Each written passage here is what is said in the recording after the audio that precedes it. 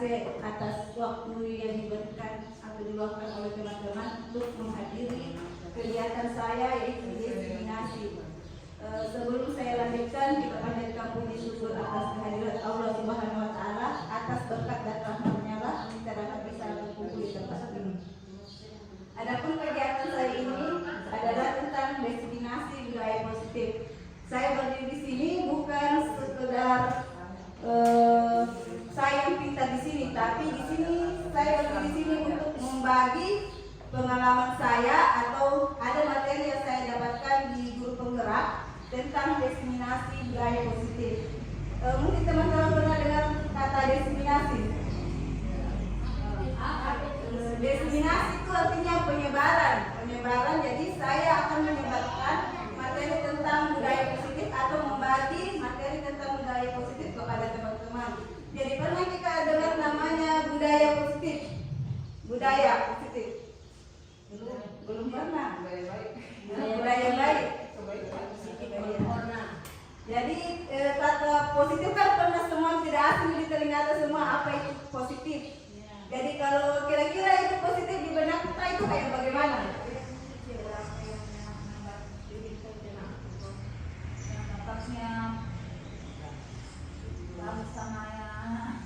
Ya, bangsa mahasiswa. Jadi kita lihat dari kata budaya. Kan budaya itu kata biasa dibilang pembiasaan atau pembiasaan baik yang kita berikan kepada siswa bagaimana. Jadi kita dapat lihat artinya budaya positif di sini. Jadi budaya positif adalah nilai-nilai, keyakinan dan kebiasaan-kebiasaan di sekolah yang berpihak pada murid dan dapat berkembang menjadi pribadi yang kritis, penuh hormat dan bertanggung jawab. Jadi di sini kuncinya kita sebagai penuntun, kita menuntut anak-anak untuk bisa mencapai kodratnya. Jadi kan dengan kata kodrat di PNM. Jadi anak-anak itu ada kodrat zaman dan ada kodrat alamnya. Jadi kita tuntut anak-anak kita sesuai dengan kodratnya. Kemudian di budaya positif itu ada beberapa materi dalam budaya positif tentang pertama itu perubahan paradigma belajar, kedua disiplin positif, ketiga kebutuhan dasar manusia, keempat motivasi perilaku manusia, posisi kontrol restitusi, keyakinan kelas, dan segitiga restitusi. Dari 7 konsep di sini, mana yang pernah kita dengar atau pernah lihat materinya? Jadi ada 7 konsep dalam budaya positif yang bisa kita terapkan di sekolah. Pertama kita bahas dulu perubahan paradigma belajar. Jadi di situ dapat dilihat pembelajaran dengan paradigma baru dirancang berdasarkan prinsip pembelajaran yang berdiferensiasi, sehingga serta murid belajar sesuai dengan kebutuhan dari tahap perkembangannya untuk mewujudkan profil pelajar Pancasila. Jadi kita harapkan siswa itu belajar sesuai dengan kebutuhannya, sehingga dia bisa mencapai namanya profil pelajar Pancasila. Kemudian kita lanjut di materi berikutnya. Ini disiplin positif. Bagaimana itu maksudnya disiplin positif? Nanti dengan kata disiplin semua. Jadi kita maknai kata disiplin ini adalah seseorang untuk mendapatkan kepatuhan. Kita cenderung menghubungkan kata disiplin dengan ketidaknyamanan. Kemudian kalau kita sebagai pendidik, tujuan kita adalah menciptakan anak-anak memiliki disiplin diri sehingga mereka berperilaku dengan mengacu pada nilai-nilai kebajikan universal dan memiliki motivasi intrinsik dan bukan ekstrinsik. Mungkin pernah didengar motivasi intrinsik dan ekstrinsik. Nanti ada pembahasan selanjutnya. Jadi di sini di bawah ada pengertian disiplin positif, merupakan salah satu cara penerapan disiplin yang bertujuan untuk menumbuhkan kesadaran serta memberdayakan anak untuk melakukan sesuatu tanpa sogokan, ancaman dan hukuman. Jadi tanpa ini nanti di garis bawah ya ada sogokan, ancaman dan hukuman. Jadi disiplin positif itu anak-anak dari kesadaran dirinya sendiri melakukan disiplin positif. Nah, ini ada kebutuhan dasar. Ini kebutuhan dasar manusia. Ada 3. Pernah kita dengar ini? Ya. Kebutuhan dasar manusia itu ada 5. Ada dikatakan bertahan hidup, kasih sayang dan rasa terima, penguasaan, kebebasan dan kesenangan. Dari kita sering melihat beberapa siswa-siswa bermasalah dari ilmu yang kami atau materi yang kami dapat di CDP. Ternyata anak-anak yang sering melakukan kesalahan atau berbuat masalah, ternyata dia kekurangan kebutuhan dasar manusia. Jadi kadang kita hanya berusaha, ternyata ada salah satu kebutuhan dasarnya tidak terpenuhi. Jadi kita bisa golongkan yang mana di bidang kekurangan bertahan hidup, kasih sayang, penguasaan, kebebasan dan kesenangan. Yang ini, yang kalau kira-kira sesuatu yang kekurangan kasih sayang dan rasa terima, kira-kira bagaimana kita lakukan itu sesuatu? Kalau diamati sesuatu di kelas, ini berperan ini karena mungkin dia kurang kasih sayang atau bagaimana? Suka ganggu temannya, ya bisa karena mungkin kalau diganggu temannya dia bisa mengajak temannya untuk berbicara atau ada yang lain atau bagaimana itu penguasaan atau kebebasan atau kesenangan. Jadi di sini nanti ada sebuah masalah yang dihadapi siswa, kemudian kita nanti golongkan dia ke mana bertahan hidup, mana kasih sayang, penguasaan, kebebasan dan kesenangan. Ini ada kasusnya Ibu Ambar, guru wali kelas 2A. Seharusnya di sini Ibu Dina. Ibu Ambar, guru wali kelas 2A di SD Pelita Hati, sedang bingung menghadapi ulas salah satu murid di kelasnya yang bernama Doni. Jadi Doni ini teman-temannya mengeluh karena Doni seringkali meminta bekal makan siang mereka dengan paksa terhadap teman-temannya. Jika Anda menghadapi situasi seperti Ibu Ambar, apa yang akan Anda lakukan? Menurut Anda kira-kira apa sebelumnya melakukan tersebut? Dan di sini mau dipeta-petakan nih kebutuhan apa yang kekurangan dari anak-anak ini tersebut. Jadi kalau kita tinjau dari kebutuhan dasar pertama, ini kebutuhan bertahan hidup atau survival adalah kebutuhan yang bersifat fisiologis untuk bertahan hidup, misalnya kesehatan, rumah dan makan. Itu namanya bertahan hidup. Jadi kalau kekurangan makan itu kan pasti lesu dirasa atau mungkin beli pakaian lesu dirasa, sama halnya dengan anak-anak. Jadi kalau misalnya kita wali kelas kalau ditanya kenapa diambil makanannya anak-anak teman tak, jadi kira-kira dia kalau jawabannya karena dia lapar dan orang tuanya tidak membawakan bekal makan siang, jadi dia kekurangan makan, jadi dia bertahan hidup ya. Kemudian selanjutnya kasih sayang dan rasa terima.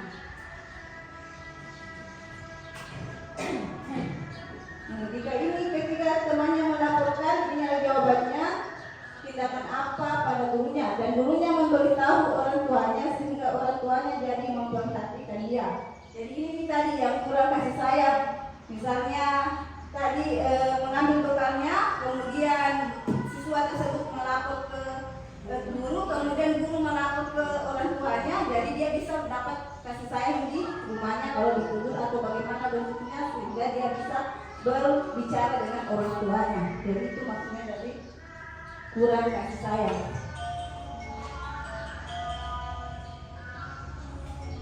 Ini penguasaan. Ya, penguasaan. Jadi kalau penguasaan itu kebutuhan ini berhubungan dengan kalau ingin diakui. Kalau misalnya dapat juara, mau dikasih pengakuan yang iya, apresiasi yang besar. Jadi ini anak harus mau diakui. Jadi contohnya tadi itu, kenapa dia mengambil makanannya sehingga temannya dia merasa hebat karena temannya jadi takut dengan dan mau menuruti apa keinginan Doni. Jadi itu maksud dari penguasaan.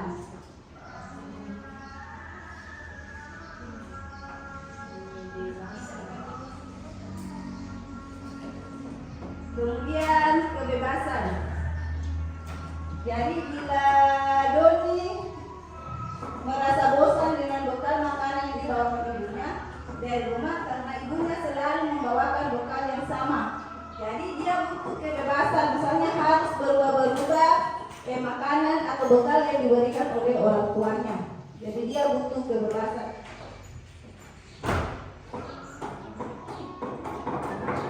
Kesenangan, bagaimana kebutuhan kesenangan.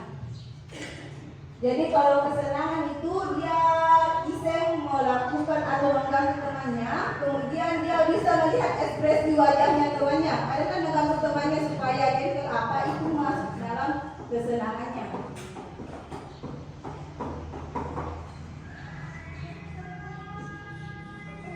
Itu yang terakhir ya.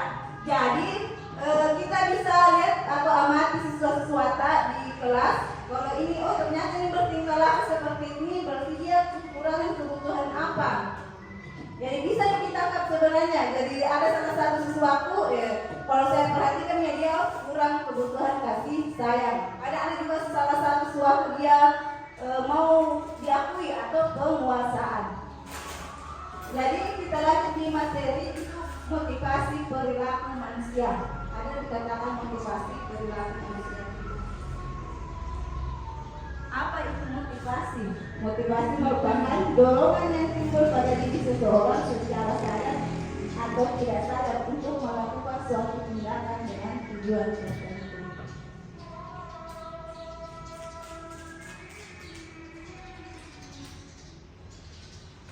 Ini motivasi ini dibagi menjadi tiga ya.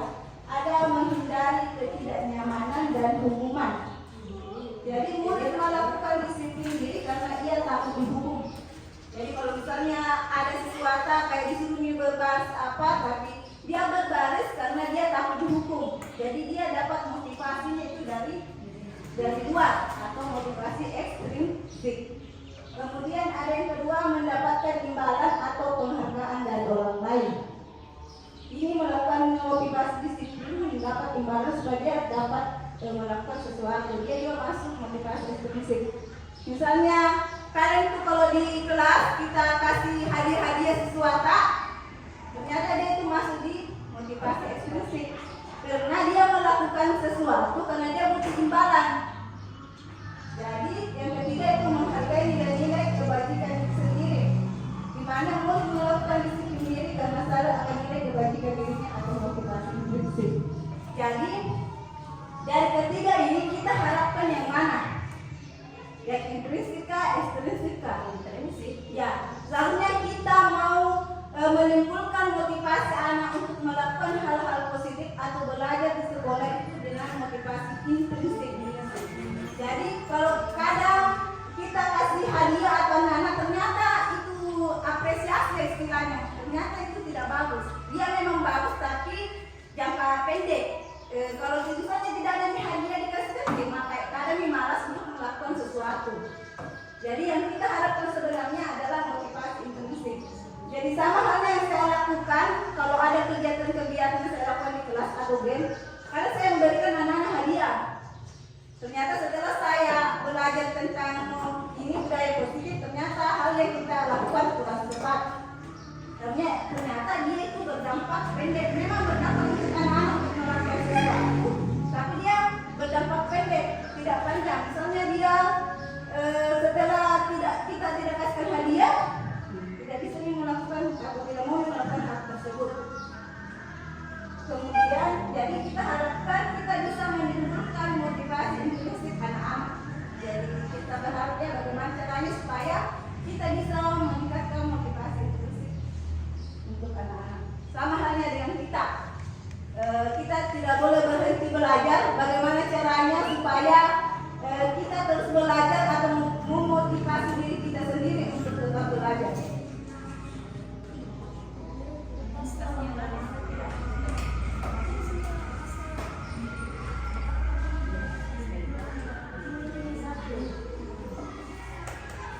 Ada dikatakan konsep disiplin dengan identitas dasar.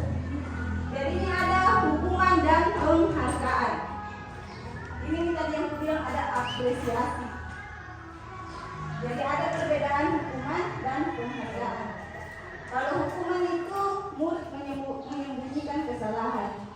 terkadang anak melakukan kesalahan, tapi dia sembunyikan kesalahan yang dilakukan karena takut dihukum. Kemudian ada kata penghargaan tidak efektif. Sama halnya tadi, kalau misalnya dalam kelas kita kasih hadiah anak-anak untuk bisa mau belajar atau mengiring-iringkan anak-anak sesuatu supaya dia mau belajar, ternyata itu tidak efektif. Kemudian murid takut. Kenapa bisa murid takut? Sama misalnya tadi, dia sembunyi-sembunyi kalau melakukan kesalahan, kemudian dia sembunyi-sembunyi, dia merasa takut karena takut mendapat hukuman. Anak-anak tidak nyaman dan menyakitkan. Kalau dihukum anak-anak tak di kelas, nah itu Nina rasakan semua data. Dia tidak nyaman, kemudian menyakitkan. Kalau dicuri begitu kan menyakitkan itu. Kemudian memaksa. Tidak boleh ini semua yang muncul kalau kita kasih hukuman ke anak-anak. Kemudian ada dibilang penghargaan. Nah, kalau penghargaan itu kayak mematikan kreativitas atau merusak hubungan sifat atau sifat kiri. Kalau misalnya dalam kelas itu hanya satu yang anak-anak yang sering mendapat hadiah atau penghargaan karena mendapat nilai bagus, teman-temannya yang lain ini yang bilang ibu, itu bilang sayang, pilih kasih ibu. Ya, ada mas kadang. Jadi itu nih yang akibatnya kalau kita sering kasih penghargaan kepada anak-anak.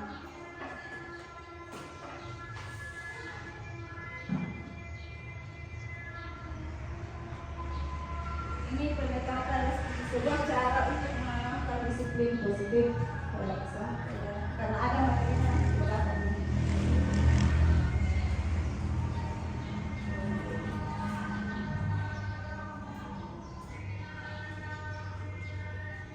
Ini ada perbedaan apa itu hukuman, konsekuensi dan restitusi. Kalau hukuman kan sering didengar kalau hukuman misalnya terlambat anak-anak masuk disuruh lari atau bagaimana. Jadi hukuman ini kadang langsung muncul tersendiri dalam diri tak. Langsung tanya, terlambat ini lari, langsung muncul sendiri tak tanpa direncanakan. Tapi kalau konsekuensi itu direncanakan. Kita sudah bikin, kalau misalnya terlambat datang, hukum disuruh lari. Itu namanya konsekuensi, sudah ada di dalam pikiran kita. Kalau terlambat ini anak-anak, kita kasihkan peraturan di kelas, bilang kalau terlambat ini konsekuensinya. Itu namanya konsekuensi. Kita bisa bedakan mana hukuman dan konsekuensi. Kalau hukuman langsung muncul tersendiri, tapi kalau konsekuensi itu sudah dikatakan anak kalau terlambat ini hukuman tak. Kemudian kalau restitusi, ini restitusi. Kalau restitusi ini solusi yang baik, sebenarnya restitusi. Bagaimana kalau solusinya anak-anak kalau terlambat ini ada katakan namanya restitusi. Dengan guru menanyakan keyakinan kelas atau guru terbuka dan murid menghormati dirinya dan orang lain. Jadi kalau misalnya ada anak terlambat, diizinkan saja dulu masuk anak tak. Nanti kalau keluar atau keluar main baru dipanggil khusus itu anak tak. Baru itu dipakai cara restitusi. Nanti ada cara restitusi di belakangnya saja.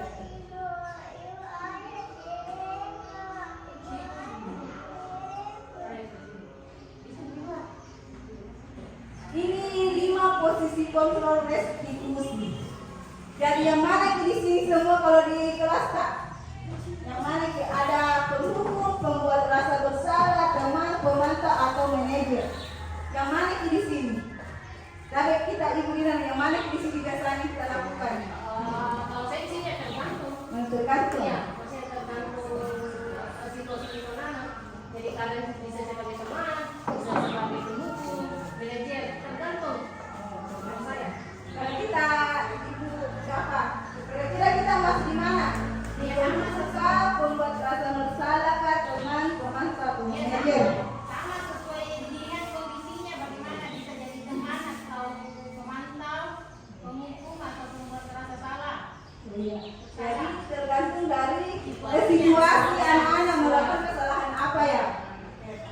Jadi di sini kalau penghukum sering dilakukan atau kalau saya itu posisiku itu keadaan penghukum, teman atau pembuat rasa bersalah. Nanti kita bisa dibedakan yang mana penghukum dan mana pemantau. Bisa. Iya. Ternyata seharusnya kita sebagai guru itu kita harus berusaha sebagai manajer pada siswa. Jadi nanti kita lihat. Jadi kita berharap sebenarnya kita kurang-kurangi yang di situ posisi kontrol nomor 1, 1 dan 2. Kalau 3, 4, 5 itu masih bisa dimaklumi, tapi kalau 1 dan 2 kita harus berusaha untuk meninggalkan hal tersebut. Dan kita harapkan kita pada posisi manajer.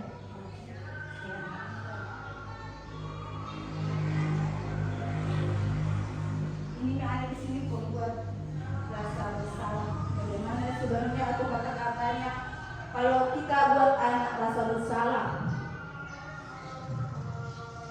Jadi di situ pada posisi ini biasanya guru akan bersuara lembut dan membuat rasa bersalah akan menggunakan kebingungan, membuat yang lain merasa tidak nyaman, bersalah atau rendah diri. Kata-kata yang penuh dengan lembut pada seperti ibu sangat kecewa sekali dengan kamu. Kadang-kadang mungkin kata-kata seperti itu. Kemudian berapa kali Bapak harus memberitahu kamu ya, gimana coba kalau orang tua kamu tahu kau berbuat begini. Jadi kalau kadang kita kasih keluarkan kata-kata atau kalimat seperti ini, jadi mungkin rasa bersalah kepada orang tuanya atau gurunya. Kalau misalnya minta tolong sekali ibu nak, jadi begini, kadang itu muncul rasa bersalah anak-anak.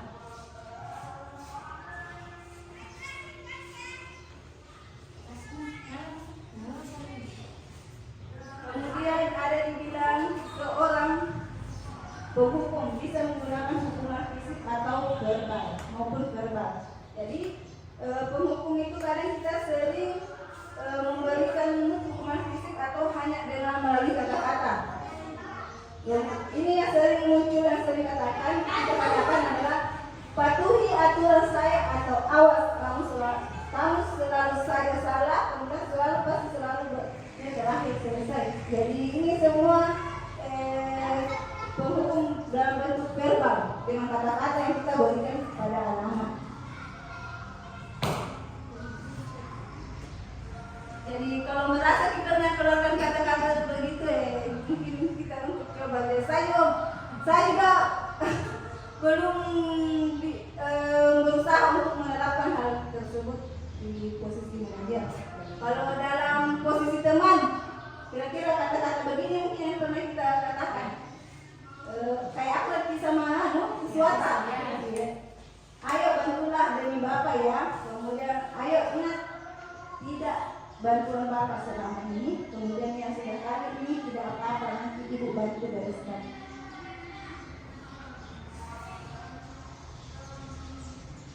Kemudian pemantau.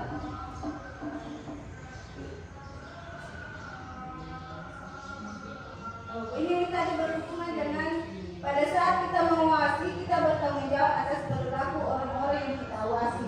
Posisi pemantau berdasarkan pada peraturan dan konsekuensi. Misalnya kita anak-anak melakukan kesalahan atau melanggar aturan, jadi itu masuk di daerah pemantau. Misalnya peraturan apa yang kamu langgar, kemudian apa yang telah kamu lakukan, kemudian sanksi atau konsekuensinya apa. Jadi kita di sini sebagai pemantau. Kita sebagai pemantau dari peraturan yang dibuat sekolah. Jadi kalau misalnya anak-anak melakukan kesalahan atau melanggar peraturan, jadi kita sebagai pemantau menanyakan, kalau misalnya kalian melanggar hal ini, apa hukumannya? Jadi anak-anak sudah tahu ternyata kalau kita melakukan terlambat datang, ada konsekuensinya bagaimana? Dia terlambat istirahat kah, atau dia kasih terlambat pulang?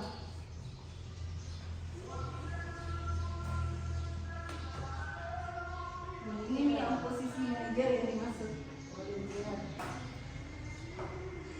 Jadi posisi terakhir manajer adalah posisi di mana guru berbuat sesuatu bersama dengan murid dan mempersilahkan murid mempertanggungjawabkan perilakunya, mendukung murid agar dapat menemukan solusi atas permasalahannya sendiri.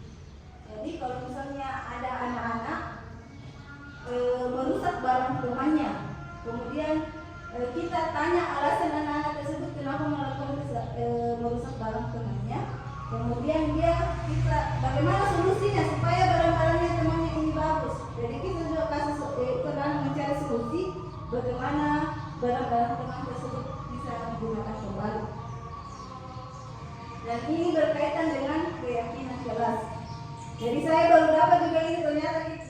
kelas itu harus kita dibuat namanya keyakinan kelas. Keyakinan kelas itu beda dengan peraturan kelas sebenarnya. Atau ada juga sering kita dengar kesepakatan kelas.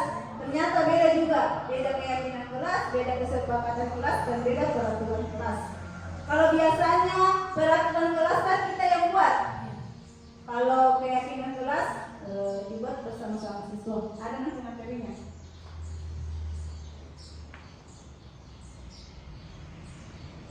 Ini contoh kasus.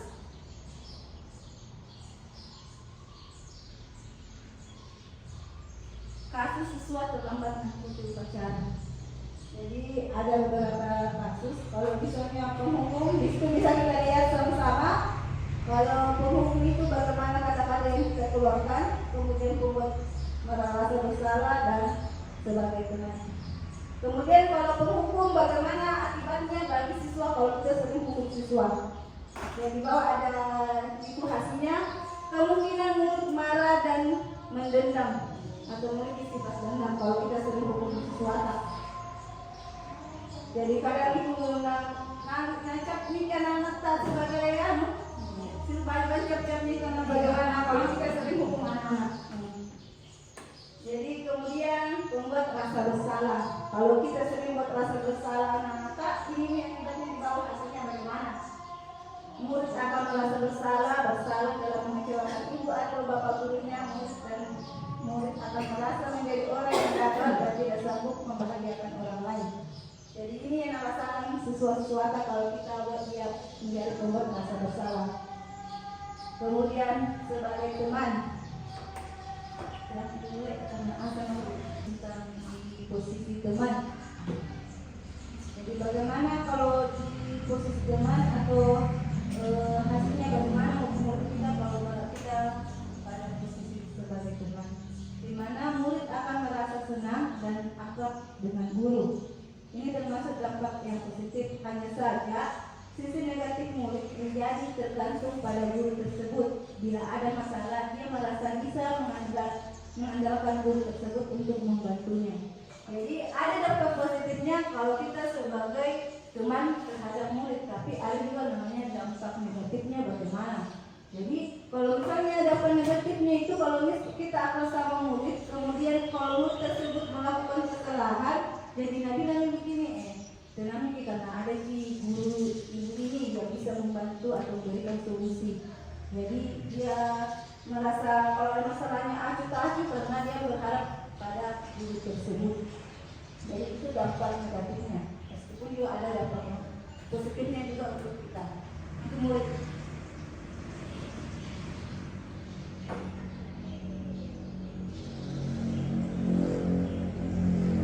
Selanjutnya di pemantau. Ada kalau kata-kata sering muncul kalau di pemantau itu kamu sudah melanggar, kamu sudah tahu peraturannya kah, atau jadi apa konsekuensinya. Jadi hasilnya pada murid itu murid memahami konsekuensi yang harus dijalankan karena telah melanggar salah satu peraturan sekolah. Guru tidak menunjukkan satu emosi yang berlebihan menjadi marah atau membuat merasa berbuat salah. Murid tetap dibuat, tapi murid tetap dibuat tidak nyaman. Maksudnya ini, kalau misalnya kita sebagai pemantau kemudian anak-anak melanggar sebuah peraturan, kita menghukum atau memberikan konsekuensi kepada anak-anak, tapi dengan ekspresi yang halus, tapi yang di mana-mana kalau dikasih kalau posisi pemantau, kalau posisi penghukum kan sama ini emosi dan jenis kata. Jadi kalau dia ini dia dikasih hukum konsekuensi, tapi tetapi dengan wajah yang lembut atau tetapi bertanya apa konsekuensi anak kalau lakukan pelanggaran seperti ini. Jadi tapi anak-anak tetap di sini merasa tidak nyaman ya kalau kita kasih konsekuensi. Kemudian kalau manajer, posisi manajer, bagaimana? Apakah kamu tahu kesalahanmu? Kemudian apa yang kita yakini atau keyakinan kelas apa yang kalian lakukan? Kemudian apakah kamu bersedia memperbaiki kesalahan ini? Jadi ada hasil yang didapatkan kalau kita sebagai posisi manajer. Pertama itu fokus pada murid, bukan untuk membahagiakan guru atau orang tua. dan sesuatu perlu terjadi. Bila guru mengambil posisi pemantau, guru akan melihat apa konsekuensinya, apa peraturannya. Tapi pada posisi manajer, guru akan memberikan tanggung jawab pada murid untuk mencari jalan keluar permasalahannya untuk dengan pimpinan guru. Soalnya hanya tadi kalau merusak ibaratnya merusak barang-barang temannya, baru kita dia disuruh kira-kira apa solusinya supaya barang teman ini bagus atau bisa kembali ke bentuk utuhnya. Jadi kita ajak anak-anak untuk berbicara bagaimana caranya atau membimbing anak-anak tersebut supaya kesalahan yang dilakukan bisa beratasi atau dia bisa membuat solusi atas masalah yang mereka lakukan.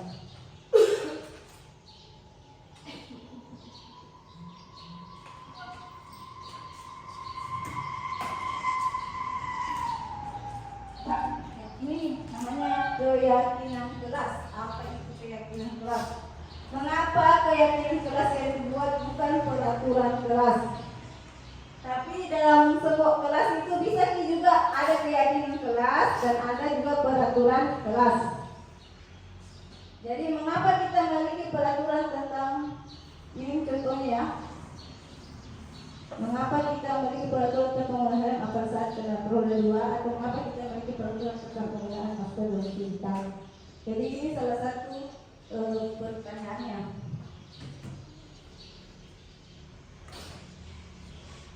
Ini ada langkah-langkah dalam membuat keyakinan kelas. Bagaimana langkah-langkahnya? Jadi saya sudah berusaha untuk membuat keyakinan kelas. Jadi di belakang itu ada keyakinan kelas yang buat, tapi itu masih bentuk belum lengkapnya. Nanti ada kita buat dalam bentuk lengkapnya itu berisi tentang kebajikan-kebajikan. Jadi kebajikan-kebajikan universal. Jadi ini ada beberapa langkah-langkah keyakinan kelas. Jadi pertama kita berdiskusi memunculkan peraturan-peraturan yang perlu ditaati oleh kelas. Jadi mengubah peraturan menjadi kalimat positif. Kemudian mengkaji nilai kebajikan atau keyakinan yang dituju dari peraturan tersebut. Kemudian tinjau ulang keyakinan kelas secara bersama-sama. Setelah keyakinan kelas dibuat, semua warga kelas menandatangani sebagai bentuk keyakinan. Kemudian keyakinan kelas dipasang di dinding agar mudah dilihat semua warga kelas. Jadi cara membuat keyakinan kelas. Jadi bagaimana cara kita membuat keyakinan kelas? Jadi kita mengajak siswata atau kita membagikan sebuah kertas atau sticky note. Kira-kira apa yang bisa atau peraturan apa yang kita lakukan di dalam kelas.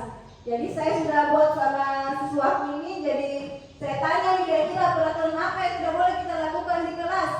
Jadi masing-masing saya bagikan sticky note. Ya dia tulis di situ. Dia sendiri yang tulis bilang ternyata tidak boleh makan di dalam kelas. Dia sendiri sadar akan dirinya tidak melanggar atau melakukan kesalahan dalam proses pembelajaran.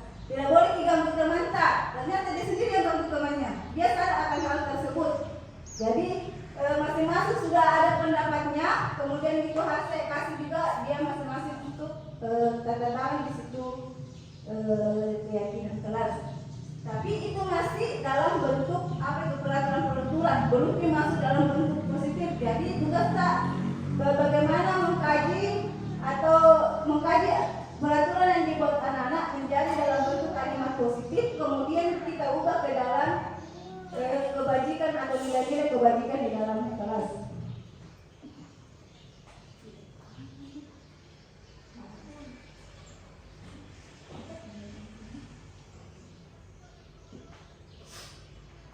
Ini ada kegiatan-kegiatan dalam membuat keyakinan kelas.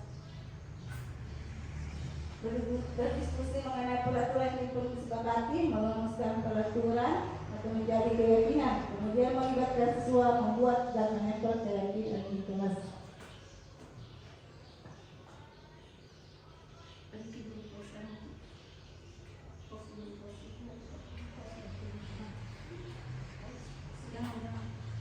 Ini kegiatan membuat keyakinan kelas. Lebih abstrak dari peraturan berupa pernyataan universal dibuat dalam kalimat positif berjumlah 3 sampai 7 poin akan mudah diingat, disesuaikan dengan kondisi kelas. Semua warga kelas terlibat dalam membuat hal tersebut.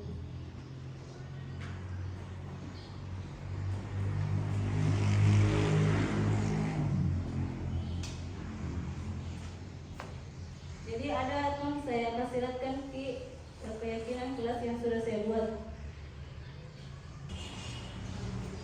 Ini adalah bentuk keyakinan kelas yang saya buat. Jadi kan tadi yang muncul di kayak di belakang itu kan kata-katanya anak itu dia masih bentuk peraturan atau bentuk kalimatnya kurang positif ya. Jadi kayak dia bilang yang tidak punya mantra tidak boleh dimakan di kelas. Jadi kita ubah kalimat tersebut dalam bentuk kebajikan di kelas atau kebajikan universal atau dalam bentuk kalimat positif. Jadi kayak begini saling peduli atau menghargai teman. Sama jahatnya tadi kan kalimatnya anak-anak itu dia bilang jangan diganggu teman tak. Jadi kita ubah kalimatnya itu ke dalam bentuk kebajikan universal, yaitu dalam bentuk saling peduli atau menghargai. Jadi sama halnya, jadi dia sudah mengarah ke kalimat-kalimatnya dari anak tak. Jadi dia dalam keyakinan kelas itu dalam bentuk universal atau nilai-nilai positif atau kebajikan. Berbeda dengan peraturan-peraturan kelas yang kita buat juga. Jadi bentuknya dalam bentuk sikap di dalam bentuk sikap dia. Kemudian ada bekerja sama menjaga kebersihan sekolah. Kemudian menjaga etika sopan santun. Misalnya kalau ada sesuatu yang sembarang apalah bilang, kan kadang anak-anak bikin kalimat bilang setelah kita kasih dan bikin keyakinan kelas di speaking of kadang anak bilang jangan kita bicara kotor. Jadi kita ubah kalimatnya ke dalam bentuk yang lebih positif. Misalnya menjaga etika sopan santun. Kemudian bersikap jujur atau disiplin. Kalau misalnya jangan kita lambat masuk ke sekolah tepat waktu datang ke sekolah. Jadi kita ubah kata-kata tersebut misalnya disiplin. Jadi ini bentuk-bentuk keyakinan kelas. Jadi berbeda dengan bentuk dia kalau peraturan kelas kayak begini bentuknya di belakang kan beda dengan nilai-nilai keyakinan kelas yang kita buat. Jadi bisa dibedakan bagaimana keyakinan kelas dan peraturan kelas. Jadi dalam kelas itu bisa dibikin peraturan dan juga ada namanya keyakinan kelas juga dibikin.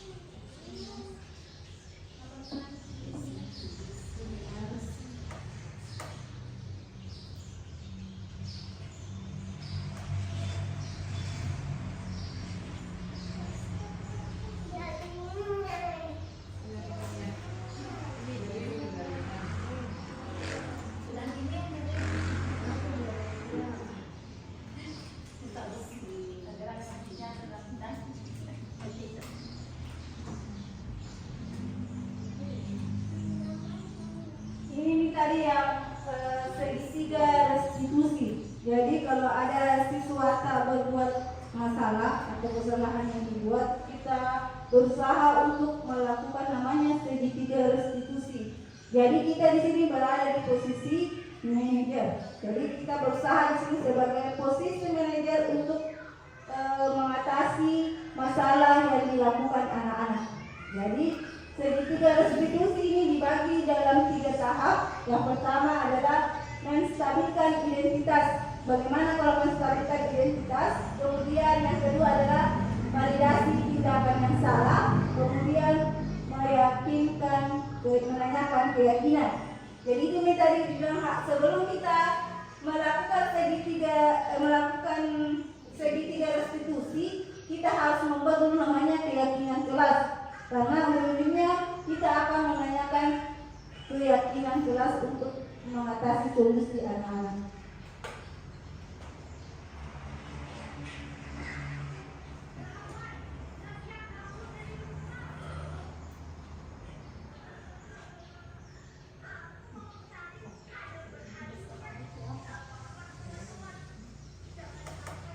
Menstabilkan identitas itu bagian dasar dari segitiga, bertujuan untuk mengubah identitas anak dari orang yang gagal karena melakukan kesalahan menjadi orang yang sukses. Jadi kalau merasa gagal, kalau melakukan kesalahan, dia akan merasa gagal, dan kita coba ubah dia menjadi orang yang sukses.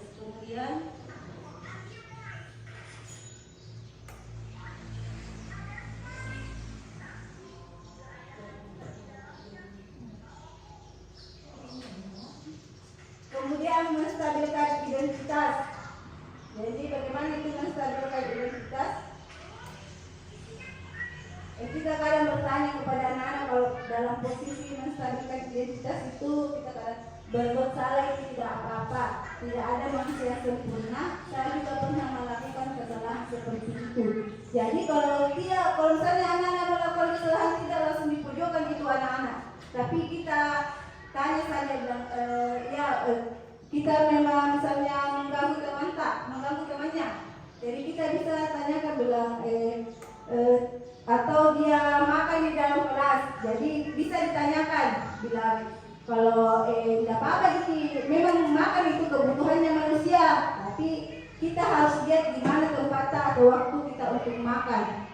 Jadi kita kayak kasih nasihat anak-anak bagaimana caranya untuk mengatasi masalah yang ada. Jadi kalau misalnya kalau misalnya dia anak tak makan di kelas, langsung ditegur atau dimarahi ya.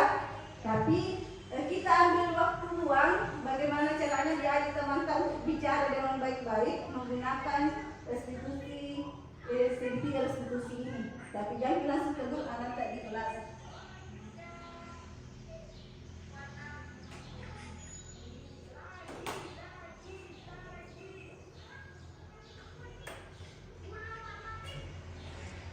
Ini validasi tindakan yang salah.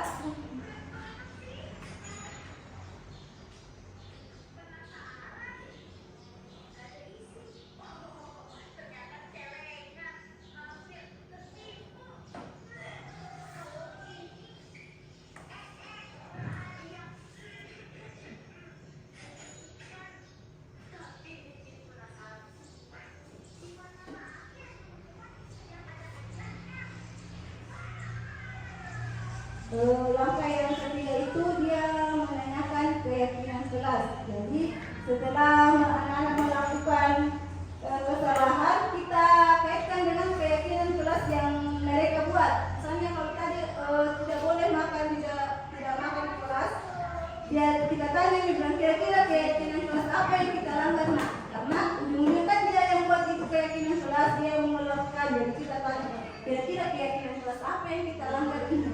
Jadi kita mengajak siswata untuk melakukan namanya restitusi atau memberikan solusi kepada anak. Jadi pertama itu ada tadi namanya segitiga restitusi, yaitu menstabilkan identitas. Kemudian yang kedua adalah validasi tindakan yang salah. Kemudian yang ketiga adalah menanyakan keyakinan. Jadi menstabilkan identitas. Menstabilkan identitas itu adalah menanyakan alasan anak-anak kenapa melakukan hal tersebut. Misalnya kalau dalam kelas makan, kemudian nanti diajak teman itu anak tak atau sesuatu yang terlambat, langsung disuruh saja dulu, jangan bilang langsung marah-marah di dalam kelas. Tapi cari waktu, dipanggil baik-baik teman tak, kita melakukan namanya segitiga restitusi. Karena kita akan berusaha untuk melakukan posisi manajer tadi. Jadi kita sebagai manajer di sini melakukan segitiga restitusi. Jadi kita ambil sesuatu yang terlambat, kemudian kita ada itu sesuatu yang terlambat, kita ambil saja, kasih masuk ke siswa terlambat, dalam misalnya istirahat, kita panggil ini siswa ke kantor Kak. Kemudian kita tanya-tanya ini alasannya kenapa terlambat. Karena mungkin ada alasan tertentu anak-anak dia terlambat. Tidak langsung dikasih hukuman atau dimarahi itu sesuatu yang masuk di dalam mikir. Tapi kita membiarkannya masuk saja. Tapi kita ambil waktu luang, kita tanyakan di sesuatu menggunakan segitiga restitusi. Pertama mesti ada kita tanya nih, kenapa sih melakukan hal terlambat nak? Kemudian validasi tindakan yang salah. Kalau kita tanya dari apa kita lambat, tapi ada kalau terlambat sih bisa mengganggu juga teman-teman tak dikasih miana tadi nasihat ini, kemudian ditanyakan kembali ke keyakinan kelas, ditanyakan nih kalau terlambat sih keyakinan kelas apa yang dilakukan. Tapi kadang kita sering juga berusaha melakukan hal tersebut, tapi kalau kita mahasiswa masih melakukan hal tersebut, jadi kira-kira bagaimana solusinya? Jadi solusinya kita tetap masih terus melakukan hal tersebut. Jadi tetap melaksanakan namanya segitiga restitusi. Jadi karena ini sudah materi terakhir, saya tanya dulu kira-kira setelah mendapat dari posisi 5 posisi kontrol, kira-kira kita mau di posisi kemana sekarang? Kita berusaha untuk di posisi di mana? Ya maunya di manajer. Maunya di manajer. Jadi ini nih sama-sama nih untuk kenapa kami melakukan hal tersebut, melakukan penyebaran atau diseminasi budaya positif, agar kami menyampaikan bagaimana sebenarnya posisi tak di sekolah atau sebagai siswa, sebagai guru terhadap siswa tak. Jadi mungkin mungkin teman-teman belum pernah mendengar namanya tadi itu posisi kontrol atau cuma posisi kontrol dulu, atau ada yang sudah dengar? Sudah pernah kita dengar itu semua 5 posisi kontrol tadi. Jadi kita berusaha untuk di manajer. Jadi kemudian ada tadi tentang kebutuhan dasar manusia. Jadi di sini kita bisa tahu yang ternyata murid ini kekurangan kebutuhan dasar apa. Jadi kita solusinya bagaimana supaya bisa memenuhi kebutuhan dasar anak-anak semua. Kira-kira sekian ya materi penyampaian saya atau penyebaran budaya positif yang saya lakukan. Mungkin dari teman-teman ada yang mau ditanyakan atau bagaimana? Iya, Ibu, silakan.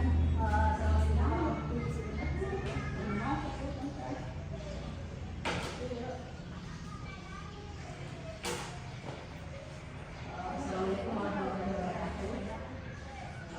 Terima kasih atas kesempatan yang diberikan. Yang saya pertanyakan di sini masalah segitiga restitusi.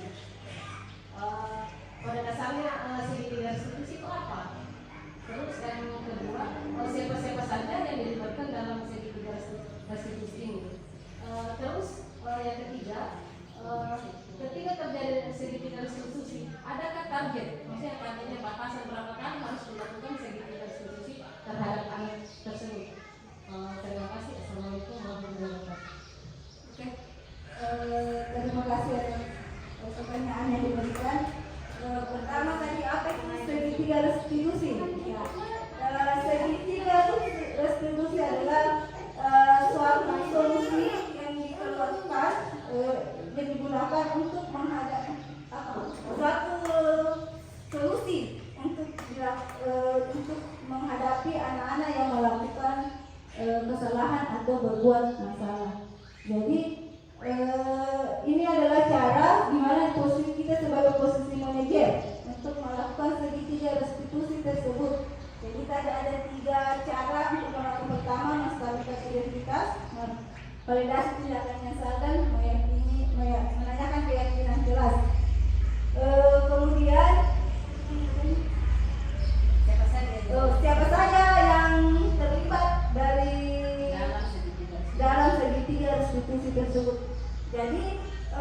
terlibat adalah pertama kita sebagai guru, kemudian murid, kemudian kalian juga terlibat kepala sekolah. Kalau memang masalahnya rumit, jadi bisa dilibatkan kepala sekolah. Jadi kepala sekolah juga itu bisa bertindak sebagai manajer untuk melakukan segitiga diskusi untuk mengatasi masalah anak-anak tersebut. Kemudian beberapa kali atau ada kebatasan, tidak ada batasan. Jadi kalau memang anak-anak masih melakukan kesalahan atau bermasalah, kita harus selalu menggunakan segitiga restitusi. Hal ini juga yang sering kami tanyakan kepada instruktur. Ada instruktur kami dari pusat, kami tanyakan juga, Pak, bagaimana nih kalau kita sudah melakukan segitiga restitusi tapi anak terus tersebut selalu melakukan kesalahan, ternyata kita tetap patuhan pada segitiga restitusi kalau melakukan lagi kesalahan tersebut. Oke, masih ada pertanyaan dari teman-teman?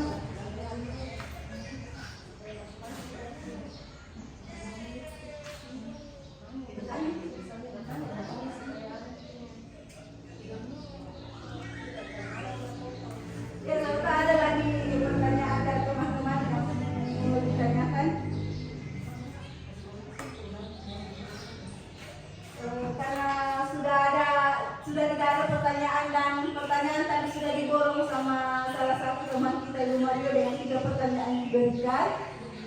Jadi adapun kesimpulan yang kita bisa ambil di sini adalah pertama tentang budaya positif, di mana kita harus melakukan atau pembiasaan yang kita lakukan terhadap anak-anak di sekolah, perbuatan positif, atau misalnya kebiasaan kalau masuk kelas kan kita jabat tangan, itu salah satu kebiasaan positif yang dilakukan. Misalnya itu juga melatih anak-anak disiplin atau belajar antre. Jadi itu salah satu budaya atau kebiasaan positif yang kita lakukan. Kemudian yang kedua tadi tentang kebutuhan dasar. Di sini juga kita bisa tahu ternyata kalau anak-anak berbuat masalah karena kekurangan kebutuhan dasarnya. Kemudian yang ketiga adalah tadi 5 posisi kontrol guru. Jadi kita bisa tahu seharusnya kita di posisi yang mana. Jadi yang tadi kita utamakan untuk berusaha di posisi manajer, dan kita berusaha untuk menghindari di posisi penghukum dan membuat anak-anak merasa bersalah. Jadi kita usahakan untuk menghindari hal tersebut, posisi tersebut. Kemudian yang keempat, saya lupa tadi, motivasi. Jadi kita berusaha untuk membangun motivasi intrinsik. Yang terus melakukan motivasi intrinsik yang dilakukan, tapi kita berusaha untuk membangun motivasi intrinsik untuk anak-anak baik dalam membuat budaya positif maupun belajar dalam kelas. Kemudian ada tadi segitiga restitusi. Kalau buat masalah anak-anak kayak terlambat tadi, berusaha untuk di posisi manajer dan memberikan solusi segitiga restitusi. Itulah tadi destinasi yang saya lakukan. Mudah-mudahan bisa bermanfaat untuk teman-teman, dan terima kasih atas waktu yang telah diberikan. Saya ajak teman-teman untuk tidak berhenti untuk belajar dan belajar, karena sebagai guru kita itu harus belajar sepanjang hayat. Jangan siswa saja yang belajar tapi gurunya ketinggalan. Jadi karena tuntutannya Ki Hajar Dewantara, kita menuntun anak sesuai dengan kodratnya, yaitu kodrat alam dan kodrat zaman. Jadi kalau kita lihat sekarang kodrat zaman kan itu sudah ke abad 21, banyak sudah melakukan teknologi atau bagaimana. Jadi kalau misalnya kita yang ketinggalan zaman, bagaimana yang berkembang anak-anak? Jadi kita harus menuntun anak-anak. Jadi pernah juga dengar semua di kegiatan yang dilakukan bahwa Ki Hajar Dewantara itu mengatakan kita sebagai pamong atau menuntun atau membimbing anak-anak, bukan sebagai penuntut tapi sebagai menuntun. sesuai dengan programnya adalah pengetahuan dan coklat alam. Oke, demikian dari saya. Assalamualaikum warahmatullahi wabarakatuh.